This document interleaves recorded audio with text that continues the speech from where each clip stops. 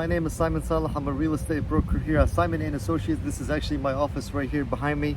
And 3 years ago, I took the real estate exam, and 6 months ago, I took the real estate broker exam.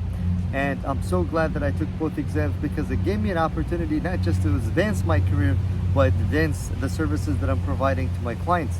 So I do believe that being a real estate agent or being a real estate broker is a rewarding career. So if you haven't watched this video, it's probably because you are struggling and passing your real estate exam. In the last 3 years, I posted a video about how to pass your real estate exam on YouTube, and I charged nothing, no cost, and I helped over 98 agents that reach out to me and pass the exam. Now, with that being said, here's are the tools that you need to understand to pass this exam. When it comes to the real estate exam, it's either you know it or you don't know it. There's no other way for you to pass it. I don't care what anybody try to sell you. I don't care how many test exams you take. At the end of the day, it's all about your knowledge. It's either you know the material or you don't know the material. There are a few things that you can do to make sure that you pass this real estate exam. The number one thing that you need to do is you need to look at the PSI or the state table of content.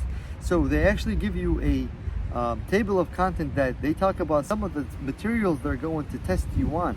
So you need to really take a look at that, and you need to study it.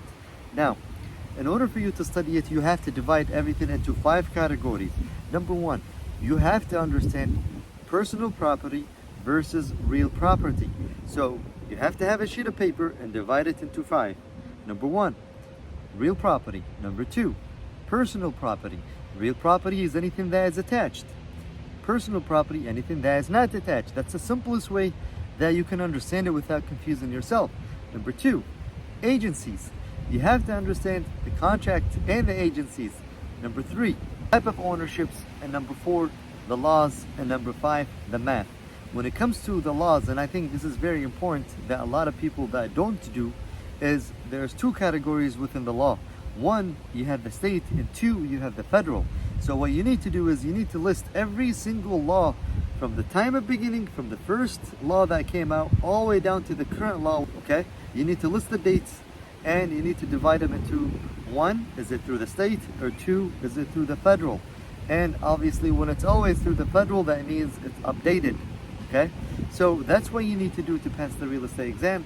And I'm also going to put you the link under this video for a study guide that you can use to pass, and I'm going to give you the link for the table of content that you need to understand. If you have any more questions, you can always give me a call at 248-635-2880. And likewise, Simon says, sold, you got this.